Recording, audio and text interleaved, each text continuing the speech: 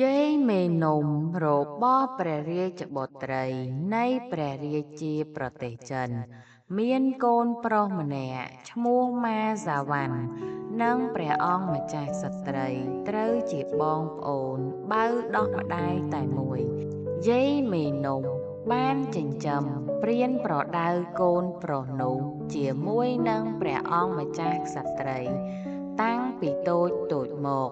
សេចក្តីប្រតិបត្តិមេត្រីភាពកើតមានដល់អ្នកទាំងពីរយ៉ាងមុតមាំតាំងពីក្មេងមកដែលបាននៅជួបជុំគ្នាអ្នកទាំងពីរស្រឡាញ់គ្នា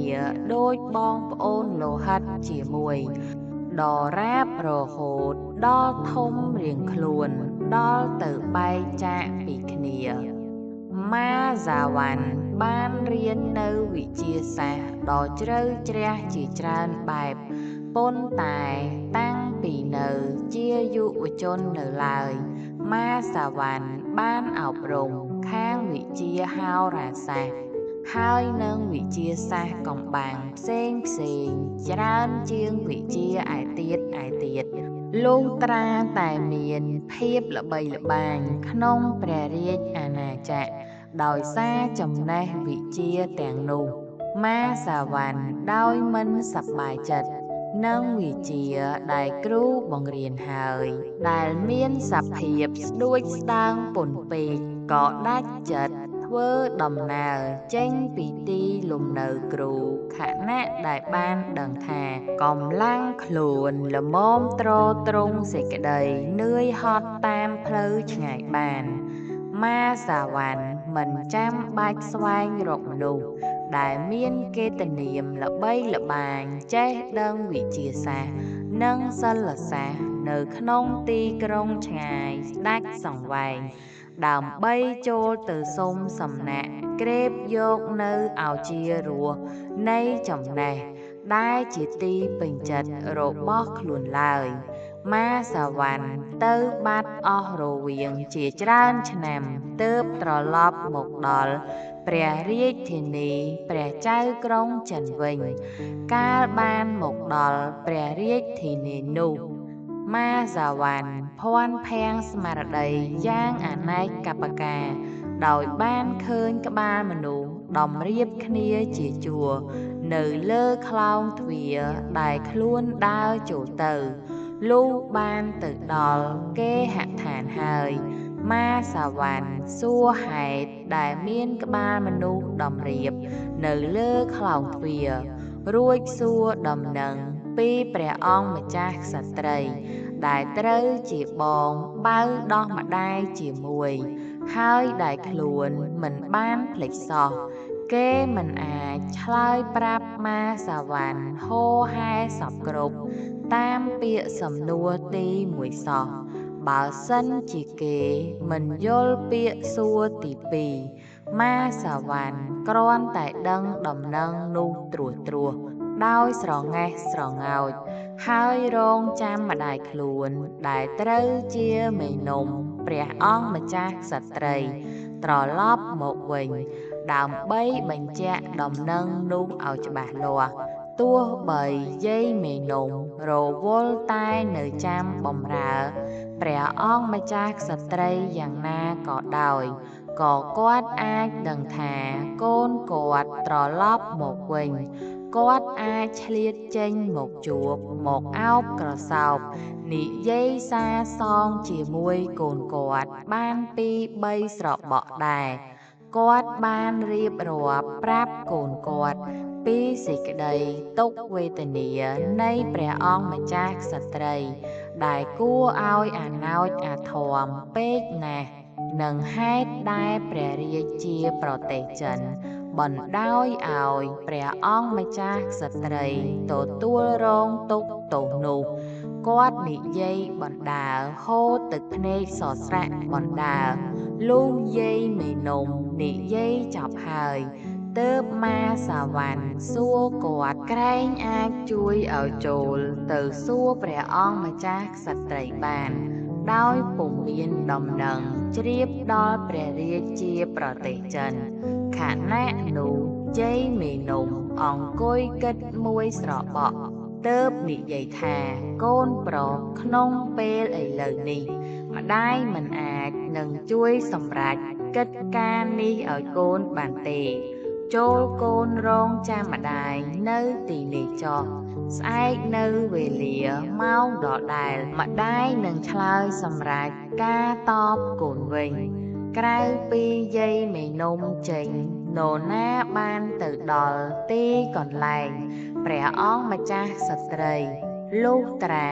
មាននាយឆ្មាំទ្វារជូនទៅផងទៅបានចំណែកយាយមេនំដឹងច្បាស់ថា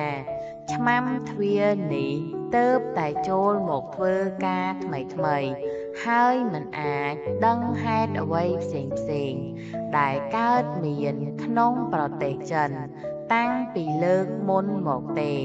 ហេតុដូច្នេះទើបយាយមេនំនិយាយទៅកាន់នាយឆ្មាំទ្វារនោះថាឯងដឹងទេខ្ញុំមានកូនស្រីម្នាក់ខ្ញុំចិញ្ចឹមកូនស្រីខ្ញុំជាមួយនឹងព្រះអង្គម្ចាស់ក្សត្រី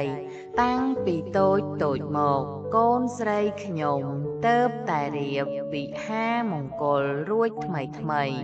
ព្រះអង្គម្ចាស់ក្សត្រីទ្រង់ព្រះរាជទានកិត្តិយសដល់កូនខ្ញុំឲ្យកូនខ្ញុំនៅតែស្រឡាញ់រាប់អានទ្រង់ដរាបរៀងទៅឥឡូវនេះទ្រង់ចង់ជួបកូនស្រីខ្ញុំប៉ុន្តែទ្រង់សពព្រះរាជហឫទ័យមិនឲ្យនរណាឃើញកូនស្រីខ្ញុំចេញចូលជួបនឹងទ្រង់សោះយាយមេនំចង់និយាយច្រើនជាងនេះតទៅទៀតតែនាយឆ្មាំទ្វារខាត់គាត់ភ្លាមឆ្លើយថាយាយមានប្រសាសន៍ប៉ុណ្ណឹងបានហើយខ្ញុំនឹងទទួលខ្លួនប្រើអំណាចខ្ញុំដោយសោមនស្សដើម្បីនឹងជួយសង្គ្រោះព្រះអង្គម្ចាស់ក្សត្រីលុះដល់ពេលរាត្រីកាលណាព្រះករុណាទ្រង់យាងថយទៅវិញចូលយាយអញ្ជើញទៅហៅឬទៅនាំកូនស្រីយាយមកចោះខ្ញុំបើកទ្វារទុកចាំជាស្រេចលុះដល់ពេលយប់យាយមេនំចេញទៅរកម៉ាសាវ៉ាន់គាត់ស្លៀកពាក់តែងខ្លួនឲ្យកូនគាត់ខ្លែងភេទជាស្រីដើម្បីកុំឲ្យនរណាស្គាល់ថាជាប្រុសរួចគាត់នាំកូនទៅជាមួយឯនាយឆ្មាំទ្វារឥតមានសង្ស័យថាក្រែងមិនមែនកូនស្រីយាយមេនំសោះទើបនាយឆ្មាំទ្វារបើកផ្លូវឲ្យអ្នកទាំងពីរចូលទៅទាំងអស់គ្នាតែម្ដងមុននឹងបញ្ចេញមកម៉ាសាវ៉ាន់ឲ្យព្រះអង្គម្ចាស់ក្សត្រីឃើញយាយមេនំចូលទៅចិត្តព្រះអង្គម្ចាស់ក្សត្រីទូលថាស្រីដែលព្រះអង្គម្ចាស់តតឃើញនេះមិនមែនជាស្រីពិតប្រាកដទេគឺជាម៉ាសាវ៉ាន់កូនប្រុសខ្ញុំម្ចាស់ដែលទើបតែធ្វើដំណើរមកដល់ថ្មីខ្ញុំម្ចាស់រកឧបាយនាំចូលមកទីនេះដោយបង្គាប់ឲ្យស្លៀកពាក់ជាស្រីយ៉ាងដូចនេះខ្ញុំម្ចាស់សង្ឃឹមថាព្រះអង្គម្ចាស់ក្សត្រីមុខតែទ្រង់ប្រទានកិត្តិយសឲ្យកូនប្រុសខ្ញុំម្ចាស់បង្ហាញសេចក្តីគោរពដល់ទ្រង់មិនខានលុះបានជ្រាបជាក់ឈ្មោះម៉ាសាវ៉ាន់ព្រះអង្គម្ចាស់ក្សត្រីទ្រង់ត្រេកអរពន់ប្រមាណហើយមានបន្ទូលថាអូនប្រុសចូលនាងចូលមកចិត្តបងបើកស្បៃនេះចោលចេញទៅគ្មានច្បាប់ឯណាហាមឃាត់មិនឲ្យបងហើយនឹងប្អូនឃើញមុខគ្នាទេម៉ាសាវ៉ាន់គំនាបព្រះអង្គម្ចាស់ក្សត្រីដោយសេចក្តីគោរពទ្រង់មិនចាំបាច់ទុកពេលឲ្យម៉ាសាវ៉ាន់និយាយទាន់ទើបព្រះអង្គម្ចាស់ក្សត្រីមានបន្ទូលទៅទៀតថាខ្ញុំសប្បាយចិត្តណាស់ដោយបានឃើញអូននៅជាសុខសប្បាយ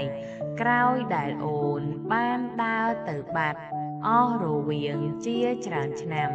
ហើយដែលអូនមិនបានឲ្យដំណឹងមួយម៉ាត់ដល់បងនិងម្ដាយអូនសោះម៉ាសាវ៉ាន់ឆ្លើយតបថាព្រះអង្គម្ចាស់ក្សត្រីទូលព្រះបង្គំអរគុណនិងព្រះរាជហឫទ័យសពបុរសនៃទ្រង់ពុនប្រមាណទូលព្រះបង្គំរងចាំដល់ពេលត្រឡប់មកវិញទើបសួរដំណឹងសំខាន់នៃព្រះអង្គម្ចាស់ក្សត្រីដែលទូលព្រះបង្គំទើបតែនឹងបានដឹងដោយមានទុក្ខព្រួយជាខ្លាំងប៉ុន្តែទូលព្រះបង្គំសប្បាយចិត្តណាស់ដោយទូលព្រះបង្គំបានមកដល់ទីនេះឆាប់ដើម្បីថែជំងឺព្រះអង្គម្ចាស់ក្សត្រីដែលពពួកគ្រូមុនមិនអាចនឹងមើលជាបានសោះបើសិនជាវិជានឹងការធ្វើដំណើររបស់ទូលព្រះបង្គំបានផលគ្រាន់តែជួយមើលជំងឺទ្រង់ឲ្យបានសះស្បើយប៉ុណ្ណោះនោះទូលព្រះបង្គំសប្បាយចិត្តឥតឧបមាបីដូចជាទូលព្រះបង្គំបានរង្វាន់ដ៏ប្រសើរធំណាស់ទៅហើយលុះម៉ាសាវ៉ាន់បញ្ចប់សេចក្តីពន្នេះស្រេចទើបទាញយកសៀវភៅមួយនិងវត្ថុឯទៀតដែលបានយកជាប់មកជាមួយផងម៉ាសាវ៉ាន់ជឿជាក់ថាក្បួនសៀវភៅអស់ទាំងនោះមានផលប្រយោជន៍សំខាន់នឹងមើលជំងឺព្រះអង្គម្ចាស់ក្សត្រីដែលម្ដាយបានពិពណ៌នាប្រាប់ព្រះអង្គម្ចាស់ក្សត្រីបានតតឃើញប្រដាប់ប្រដាអស់ទាំងនោះទ្រង់មានព្រះបន្ទូលស្រែកសួរថាអ្វីអូនប្រុសនាងជាបៈពួកគ្រូទាំងអម្បាលម៉ានដែលស្មានថាខ្ញុំឈួតឬត្រូវរំពៃឲ្យឃើញទោសរបស់ខ្លួនផងហើយចូលចាំស្ដាប់ខ្ញុំនឹងថ្លែងប្រាប់នាងរួចទើបព្រះអង្គម្ចាស់ក្សត្រីថ្លែងរឿងរបស់ទ្រង់សពគ្រប់ទាំងអស់ឥតមានផ្លោះចោលត្រង់កន្លែងណាបន្តិចសោះរហូតដល់ទៅមានបន្ទូលពីព្រះទម្រង់ដែលព្រះអង្គម្ចាស់កាមារ៉ាល់សាម៉ាន់បានដូរជាមួយព្រះទម្រង់ទ្រង់ផងរួចព្រះអង្គម្ចាស់ក្សត្រីបង្ហាញជញ្ជាំងឲ្យម៉ាសាវ៉ាន់មើលទាំងមានបន្ទូលតទៅទៀតថាកាលដែលប្អូនស្ដាប់មកនេះសុទ្ធតែពិតណាស់ខ្ញុំមិនមែននិយាយក្លែងទេក្នុងរឿងនេះមានកន្លែងខ្លះដែលខ្ញុំមិនយល់ដែលគួរឲ្យគេជឿជាក់ថាខ្ញុំឈួតក៏ពិតមែនហើយប៉ុន្តែអ្នកទាំងអស់នោះសុទ្ធតែជាអ្នកមិនប្រុងប្រយ័ត្នស្ដាប់រឿងក្រោយបងអស់ដែលខ្ញុំបាននិយាយប្រាប់អូនអំបញ្ញមិញលុះព្រះអង្គម្ចាស់ក្សត្រីមានបន្ទូលប៉ុណ្ណេះចប់ហើយម៉ាសាវ៉ាន់អោនមុខអង្គុយគិតងឿងឆ្ងល់នឹងរឿងអស្ចារ្យចម្លែកនោះអស់មួយស្របក់រួចឥតមាននិយាយអ្វីមួយម៉ាត់សោះក្រោយមកទើបម៉ាសាវ៉ាន់ងើបក្បាលឡើងពោលថាព្រះអង្គម្ចាស់ក្សត្រីទូលព្រះបង្គំសន្និដ្ឋានក្នុងចិត្តថារឿងដែលព្រះអង្គម្ចាស់ក្សត្រីមានបន្ទូលនោះជារឿងពិតប្រាកដណាស់ទូលបង្គំសង្ឃឹមថាទូលព្រះបង្គំមកតែនឹងផ្ដល់នៅសេចក្តីសុខតាមព្រះរាជហឫទ័យចំណង់នៃទ្រង់មិនខានទូលព្រះបង្គំសូមអង្វរទ្រង់គង់នៅស្ងៀមបានយូរបន្តិចទៀតសិនទម្រាំតែទូលព្រះបង្គំធ្វើដំណើរទៅគ្រប់ប្រទេសដែលទូលព្រះបង្គំមិនដែលទៅដល់សោះបើកាលណាទ្រង់នឹងបានជ្រាបថាទូលព្រះបង្គំត្រឡប់មកវិញហើយនោះសូមទ្រង់ទុកចិត្តចុះថាបុរសធ្វើឲ្យទ្រង់កើតទុក្ខខ្លាំងដោយសេចក្តីស្នេហានោះ នឹងមិនមែននៅឆ្ងាយពីទ្រង់ទេលុះបានបញ្ចប់សេចក្តីប៉ុណ្នេះហើយម៉ាសាវ៉ាន់ថ្វាយបង្គំលាព្រះអង្គម្ចាស់ក្សត្រីថយចេញទៅវិញលុះដល់ស្អែកឡើងម៉ាសាវ៉ាន់ធ្វើដំណើរចេញទៅប្រទេសក្រៅម៉ាសាវ៉ាន់ធ្វើដំណើរពីទីក្រុងមួយទៅទីក្រុងមួយពីខេត្តមួយទៅខេត្តមួយពីកោះមួយទៅកោះមួយម៉ាសាវ៉ាន់ធ្វើដំណើរទៅដល់កន្លែងណាក៏ឮតែគេនិយាយពីព្រះអង្គម្ចាស់ក្សត្រីម៉ាឌូនេះជាឈ្មោះរបស់ព្រះរាជបុត្រីនៃព្រះរាជាប្រទេសចិនហើយនឹងសាវតារបស់ទ្រង់ម៉ាសាវ៉ាន់លុះធ្វើដំណើរអស់រវាង4ខែក៏បានទៅដល់ទីក្រុងតួហ្វ័រដែលជាក្រុងធំមួយនៅមាត់សមុទ្រហើយដែលមានបណ្ដាជនជាច្រើនដល់ទីក្រុងនោះម៉ាសាវ៉ាន់មិនបានឮគេនិយាយពីព្រះអង្គម្ចាស់ក្សត្រីម៉ាឌូទៀតទេត្រឡប់ទៅឮគេនិយាយពីព្រះអង្គម្ចាស់កាមារ៉ាល់សាម៉ាន់វិញម៉ាសាវ៉ាន់បានឮគេនិយាយថាព្រះអង្គម្ចាស់ក្សត្រានោះទ្រង់ប្រឈួនឯសាវតានៃទ្រង់មានន័យប្រហែលគ្នានឹងសាវតានៃព្រះអង្គម្ចាស់ក្សត្រីម៉ាឌូដែរខណៈដែលបានដឹងដំណឹងថ្មីដូច្នេះហើយម៉ាសាវ៉ាន់រីករាយក្នុងចិត្តឥតឧបមាទើបម៉ាសាវ៉ាន់សួរគេចង់ដឹងទីលំនៅរបស់ព្រះអង្គម្ចាស់ក្សត្រាកាមារ៉ាល់សាម៉ាន់គេក៏បានបង្ហាញផ្លូវដែលទៅកាន់ទីកន្លែងព្រះអង្គម្ចាស់ក្សត្រានោះ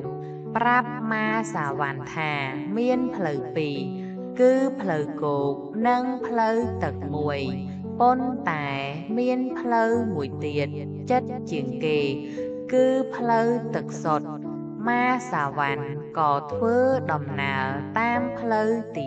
2ដោយរកកប៉ាល់ចំនួន1កប៉ាល់នោះត្រូវឈប់នឹងក្រុងដែលព្រះរាជធានីនៃព្រះករុណាសាហាសាម៉ាន់ប៉ុន្តែមុននឹងទៅដល់កំពង់ចំណត់កប៉ាល់នោះបើកទៅបុកនឹងផ្ទាំងថ្មមួយដោយសារនាយនាវឹកកាន់ចង្កូតមិនប៉ិនប្រសពក៏លង់លិចអន្តរាយនៅក្នុងបាតសមុទ្រឯត្រង់កន្លែងកប៉ាល់លិចនៅឆ្ងាយពីប្រាសាទព្រះអង្គម្ចាស់កាមារ៉ាល់សាម៉ាន់ទ្រង់គង់នៅជាមួយព្រះបិតានិងលោករដ្ឋមន្ត្រីទី1ល្មមតែគេអាចមើលទៅឃើញបានចំណែកម៉ាសាវ៉ាន់ប្រសពហែលទឹកណាស់ហេតុនេះបានជាម៉ាសាវ៉ាន់មិនរុញរានឹងលោតចុះទៅក្នុងសមុទ្រនៅវេលាដែលកប៉ាល់ទាបលិចម៉ាសាវ៉ាន់ខំប្រឹងហែលទឹកលុះត្រាទៅដល់ជើងសសរប្រាសាទព្រះករុណាសហសាម៉ាន់លោករដ្ឋមន្ត្រីក្រឡេកទៅឃើញម៉ាសាវ៉ាន់លោកក៏បង្គាប់ឲ្យគេជួយស្រង់ម៉ាសាវ៉ាន់ចេញពីក្នុងទឹកតាមព្រះរាជបង្គាប់នៃព្រះករុណាគេឲ្យខោអាវម៉ាសាវ៉ាន់ផ្លាស់ហើយទទួលដោយរាក់ទាក់កាលបើម៉ាសាវ៉ាន់តាក់តែងខ្លួនជាថ្មីរួចហើយគេនាំឲ្យទៅជួបនឹងលោករដ្ឋមន្ត្រីដែលបានបង្គាប់ឲ្យគេនាំម៉ាសាវ៉ាន់មកបង្ហាញលោកម៉ាសាវ៉ាន់ជាបុរសកំលោះម្នាក់រូបរាងសមរម្យមានទឹកមុខស្រស់ប្រឹងប្រៃហេតុដូច្នេះបានជាលោករដ្ឋមន្ត្រីទទួលធ្វើបដិសន្ធរៈជាមួយម៉ាសាវង្សដោយរាក់ទាក់លោករាប់អានចូលចិត្តស្រឡាញ់ក្រៃពេក ដោយយល់ឃើញថាម៉ាសាវ៉ាន់មានសតិបញ្ញាវាងវៃអាចឆ្លើយត្រូវនឹងពាក្យសំណួររបស់លោកជ្រាបបន្តិចម្ដងថាម៉ាសាវង្សមុខជាមានចំណេះវិជ្ជាជ្រៅជ្រះមិនលេងហេតុដូច្នេះបានជាលោកមានប្រសាសន៍ទៅកាន់ម៉ាសាវ៉ាន់ថាខ្ញុំគ្រាន់តែឮអ្នកនិយាយខ្ញុំអាចដឹងច្បាស់ថាអ្នកមិនមែនជាមនុស្សដូចគេឯងធម្មតាទេសាធុទេវតាបើសិនជានៅក្នុងឱកាសដែលអ្នកបានធ្វើដំណើរអ្នកអាចបានដឹងការអាចកំបាំងអ្វីប្រកបនឹងអ្នកថែជំងឺម្នាក់បានដែលបណ្ដាលឲ្យកើតទុក្ខសោករោគភ័យពេញទាំងក្នុងព្រះរាជវាំងតាំងពីយូរណាស់មកហើយខណៈនោះម៉ាសាវង្សឆ្លើយតបទៅលោករដ្ឋមន្ត្រីវិញថាបើសិនជាខ្ញុំបានដឹងហេតុភេទនៃជំងឺនោះខ្ញុំបាទប្រហែលជានឹងរកឱសថមកសំមើលជំងឺនោះជាបានមិនខានលោករដ្ឋមន្ត្រីក៏ចាប់និយាយរៀបរាប់ពីសភាវៈនៃព្រះអង្គម្ចាស់កាមារ៉ាល់សាមញ្ញលោកមិនលាក់ដើមកំណើតព្រះអង្គម្ចាស់ដែលទ្រង់បានប្រសូតឡើងដោយគេធ្វើបុណ្យជាឱឡារិកលោកបានពិពណ៌នាពីការបង្ហាត់បង្ហាញបង្រៀនចំណេះវិជ្ជាទ្រង់និងព្រះរាជហឫទ័យរបស់ព្រះរាជាសហសាមញ្ញ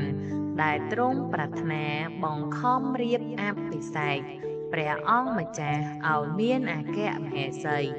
លោកមានប្រសាសន៍រៀបរាប់តទៅទៀតពីការទិដ្ឋិមានះរបស់ព្រះអង្គម្ចាស់កាមារ៉ាល់សាមញ្ញដែលមិនព្រមចុះសម្រុងនឹងការអភិសេកឲ្យមានអគ្គមហេសីជាដាច់ខាតនិងសេចក្តីមិនគោរពប្រតិបត្តិរឹងរូសនៃទ្រង់ក្នុងវេលាដែលគេកំពុងជំនុំរដ្ឋមន្ត្រីលោករដ្ឋមន្ត្រីបានថ្លែងពីការឃាំងឃុំទុកព្រះអង្គម្ចាស់កាមារ៉ាល់សាមញ្ញនៅក្នុងពន្ធនាគារពីអាការៈចម្លែកអស្ចារ្យនៃព្រះអង្គម្ចាស់ដែលคล้ายទៅជាសេចក្តីស្នេហាដ៏មោះមុត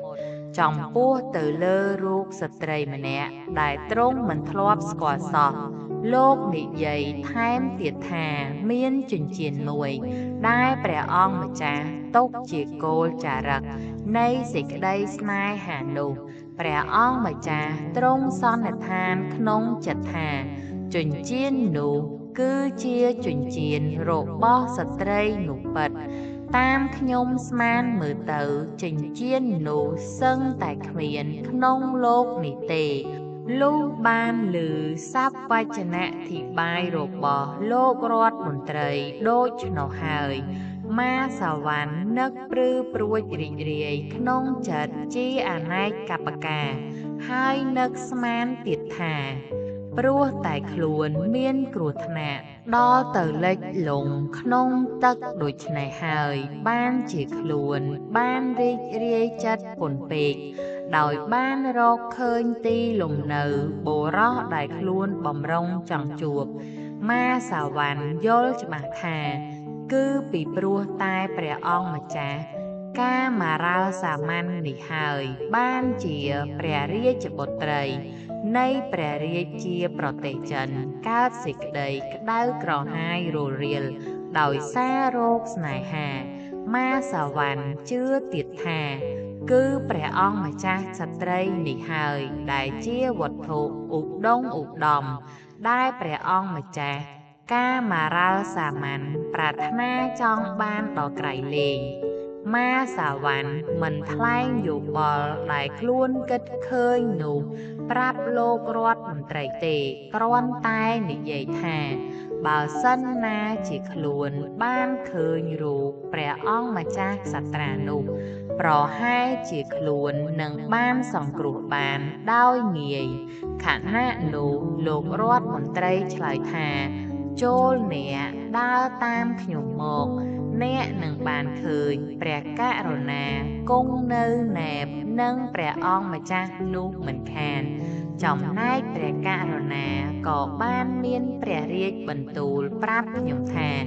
ព្រះអង្គទ្រង់ចង់ជួបនឹងអ្នកដែរលុះបានចូលទៅដល់ក្នុងដំណាក់ព្រះអង្គម្ចាស់ស្រាប់តែម៉ាសាវ៉ាន់ភ្ញាក់ខ្លួនព្រឺតដោយបានឃើញព្រះអង្គម្ចាស់កំពុងផ្ទុំនៅលើព្រះតែនទាំងមានព្រះភ័ក្ត្រស្លេកស្លាំងពន់ពេកហើយបិទព្រះនេត្រទាំងពីរផងទោះជាខ្លួនមានឋានៈត្រឹមប៉ុណ្ណេះក៏ដោយហើយដោយខ្លួនមិនអាចកោតញញើតដល់ព្រះករុណាជាព្រះបិតាព្រះអង្គម្ចាស់កាមារលសាមញ្ញដែលគង់ចិត្តព្រះអង្គម្ចាស់និងដោយសារអាងថាខ្លួនបានទទួលសេរីភាពក្នុងកិច្ចការមកទីនោះដើម្បីប្រាថ្នាមើលជំងឺព្រះអង្គម្ចាស់ម៉ាសាវ៉ាន់មិនអាចទប់បានទើបស្រែកថាអោទេវតាអើយគ្មាននរណាដូចជាងនេះទៀតទេនៅនីលោកីនេះបានជាម៉ាសាវ៉ាន់ពោលពាក្យប៉ុណ្ណេះពីព្រោះប្រាថ្នាចង់និយាយថាព្រះអង្គម្ចាស់កាមារលសាមញ្ញមានរូបឆោមលំពណ៌ប្រហែលនឹងព្រះរាជបុត្រីនៃមហារាជប្រទេសចិនពិតបើតាមពិតព្រះអង្គម្ចាស់ទាំងពីរព្រះអង្គនេះមានរូបរាងប្រហែលគ្នាមែនឯសម្ដីម៉ាសាវ៉ាន់ប៉ុណ្ណេះនាំឲ្យព្រះអង្គម្ចាស់កាមារលសាមញ្ញមានសេចក្តីក្លាហានអាចបើកព្រះនេត្រតតសម្លឹងម៉ាសាវ៉ាន់ឯម៉ាសាវ៉ាន់ជាអ្នកមានបញ្ញាឆ្លាតវាងវៃក៏ឆ្លៀតក្នុងឱកាសនោះសូត្រជាពាក្យកាបមួយរំពេចដើម្បីគំនាប់ហើយសរសើរព្រះអង្គម្ចាស់ប៉ុន្តែពាក្យកាបនោះមានន័យជ្រៅតែច្របូកច្របល់នាំឲ្យព្រះករុណានិងលោករដ្ឋមន្ត្រីមិនយល់សេចក្តីសោះក្នុងពាក្យកាបនោះម៉ាសាវ៉ាន់ពោលពីកាលដែលព្រះអង្គម្ចាស់និងព្រះរាជបុត្រីមហារាជប្រទេសចិនមានរឿងតាក់ទងគ្នាហើយពោលដើម្បីឲ្យព្រះអង្គម្ចាស់ទ្រង់សង្ស័យថាខ្លួនមិនមែនជាមិនបានស្គាល់ព្រះរាជបុត្រីមហារាជប្រទេសចិននោះទេនឹងធ្វើឲ្យទ្រង់ទុកចិត្តថាខ្លួនអាចទូលដំណឹងថ្វាយទ្រង់ពីរឿងព្រះរាជបុត្រីមហារាជប្រទេសចិនបានចាប់តាំងពីដំបូងព្រះអង្គម្ចាស់ទ្រង់មានសេចក្តីរីករាយដែលបង្ហាញសញ្ញាឲ្យឃើញនៅនឹងព្រះនេត្រហើយនឹងព្រះភ័ក្ត្រទ្រង់លុះម៉ាសាវ៉ាន់បានសូត្រពាក្យកាបចប់ហើយព្រះអង្គម្ចាស់ទ្រង់ស្រឡាញ់កាំងដោយសារកាបនោះពន់ពេករួចទើបទ្រង់ធ្វើសញ្ញានឹងព្រះហស្ថបង្ហាញបិតាសូមស្ដេចបិតាឲ្យទ្រង់ថយចេញដើម្បីទុកកន្លែងឲ្យម៉ាសាវ៉ាន់ចូលអង្គុយវិញព្រះករុណាទ្រង់សោមនស្សមានសេចក្តីសង្ឃឹមជាខ្លាំងដោយបានតតឃើញព្រះអង្គម្ចាស់ផ្លាស់ទឹកមុខព្រះអង្គទ្រង់ក្រោកឈរឡើងចាប់ដៃម៉ាសាវ៉ាន់ឲ្យចូលទៅអង្គុយត្រង់កន្លែងដែលព្រះអង្គទ្រង់គង់ពីមុនរួចទើបទ្រង់ព្រះរាជជាមានព្រះរាជបន្ទូលសួរថាតើម៉ាសាវ៉ាន់ជាអ្វីមកពីកន្លែងណា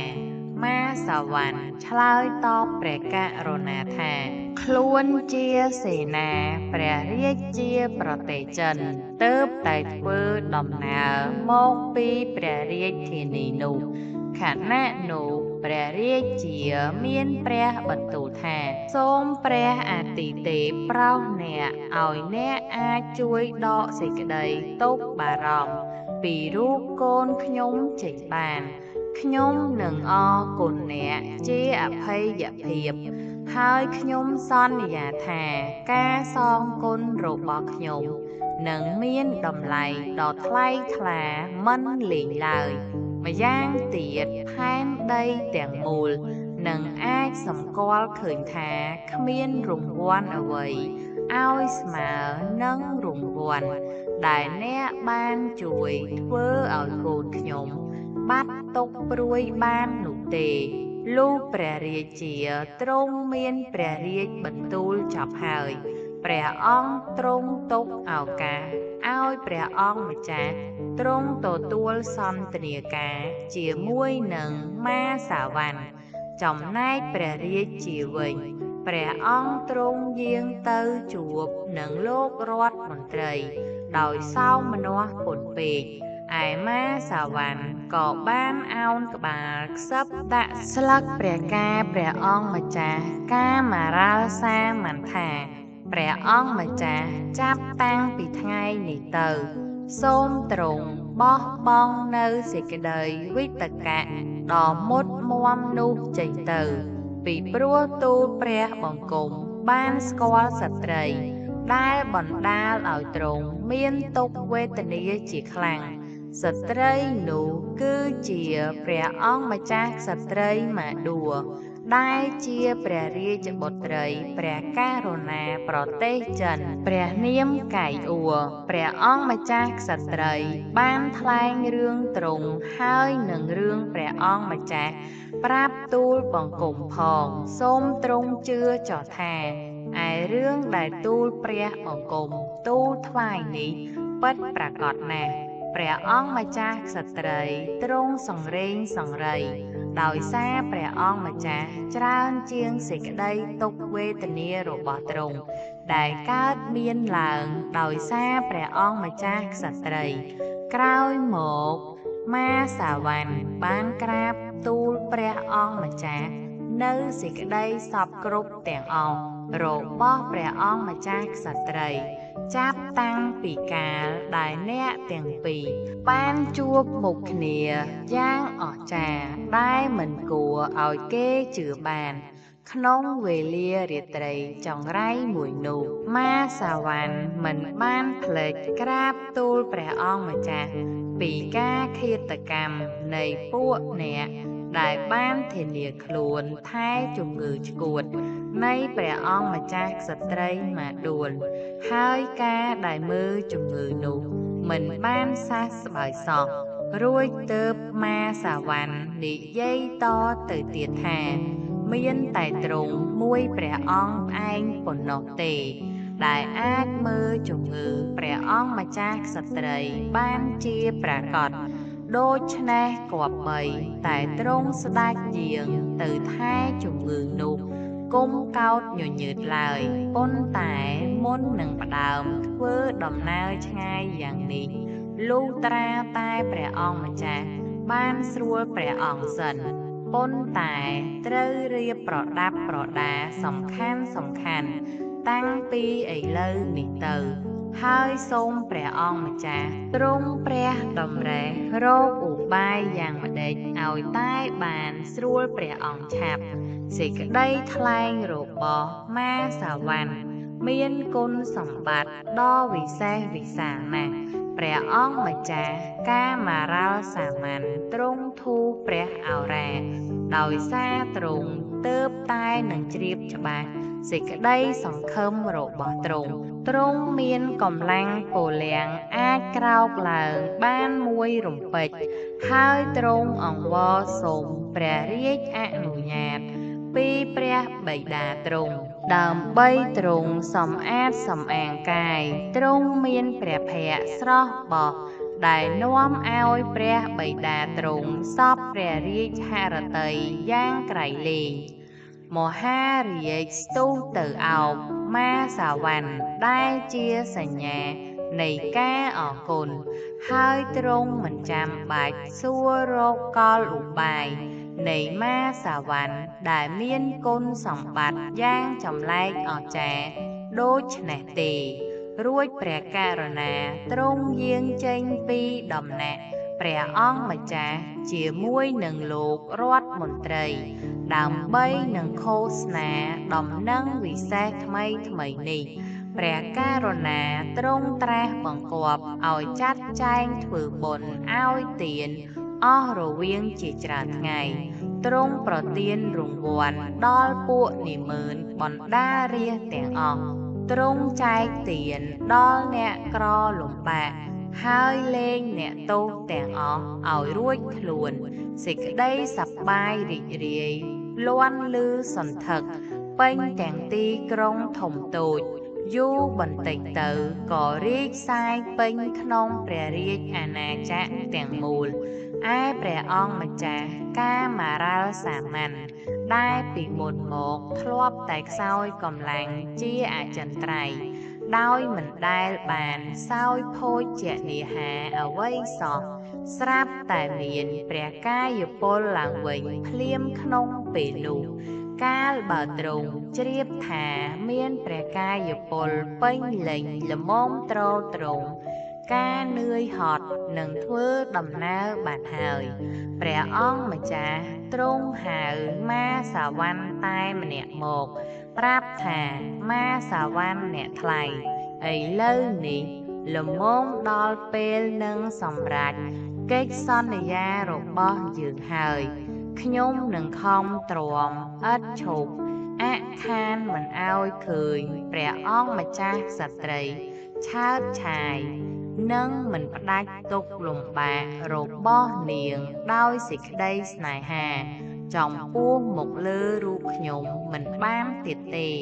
ខ្ញុំនឹងធ្លាក់ខ្លួនដុនដាបទៅដោយសេចក្តីទុក្ខវេទនាដូចជាអ្នកបានឃើញខ្ញុំពីមុនរួចជាស្រេចហើយបើសិនជាយើងមិនធ្វើដំណើរ